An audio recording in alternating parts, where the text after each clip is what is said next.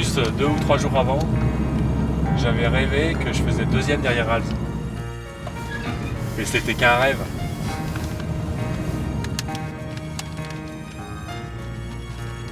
Et toi? Moi j'arrive, hein. Bah, nous Moi aussi. je suis à 3 km. Ah, on est devant nous. Bah, on est juste devant, on arrive juste. Ça, c'était ce qu'ils avaient construit pour faire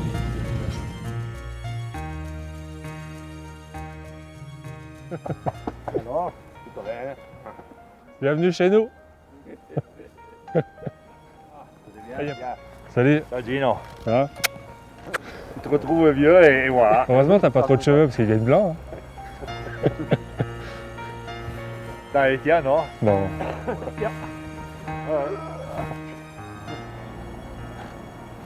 Les petits vont bien. Bien. Ils sont moins petits qu'avant. Ouais.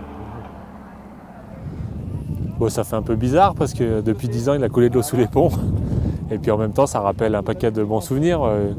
Il y a les choses qui reviennent en tête de ce que j'ai fait.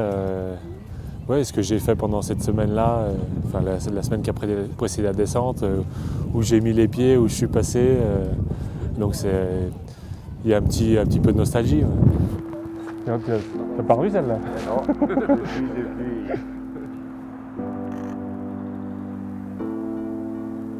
Parce que je m'étais fait mal au genou et pendant un an, j'ai pensé quasiment qu'à ça. Et je l'ai construit, je dirais, jour par jour, en m'accrochant à tout ce que je pouvais me raccrocher, en croyant, en espérant que j'allais arriver à me reconstruire, à reconstruire pierre par pierre. On l'a vu arriver doucement parce que pendant la saison, quand même, il a dû se recréer toute l'ambiance qu'il avait avant de se blesser. On avait déjà eu par le passé d'autres problèmes. La Garmisch, je crois, où il avait fait dernier de la course. On a refait un peu de ski, on s'est remis en confiance, puis on a dit bon, on passe à autre chose, on se boit un coup, on passe complètement à autre chose et on retravaille sur ce qui nous a manqué. Et doucement, il est arrivé juste au jeu, en pleine forme, et on l'a vu pendant tous les entraînements des Jeux qu'il était dans le coup pour gagner.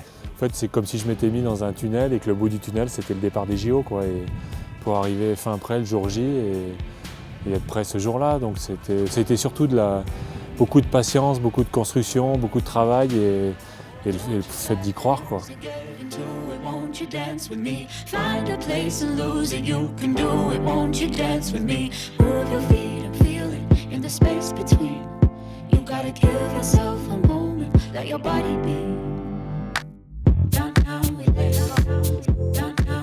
Je n'ai pas souvenir où on ait vraiment des conflits incroyables. Des fois c'était compliqué, hein, comme toujours.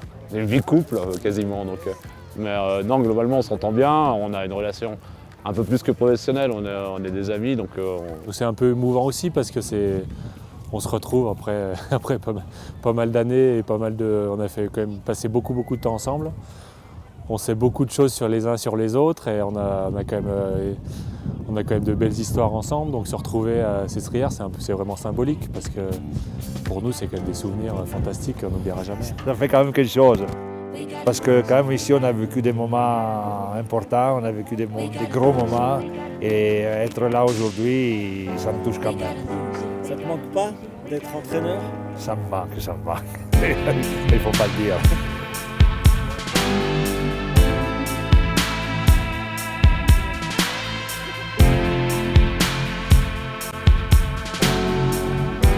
Ouais, j'en rêvais. Être champion olympique ou champion du monde ou gagner la Coupe du Monde, gagner un grand truc, quoi.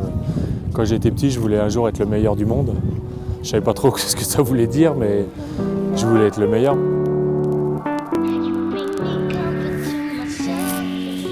C'est là que Moreau, le premier jour, il me dit c'est quand même gelé. Hein. Parce que là, on était déjà plus de 110, 120.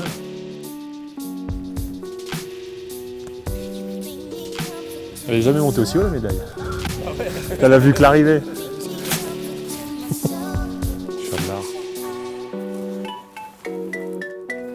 Bon, elle m'a apporté énormément. Elle m'a permis de faire des choses que je pense que j'aurais jamais fait sans cette médaille. Elle m'a permis de rencontrer des gens que j'aurais probablement jamais rencontrés.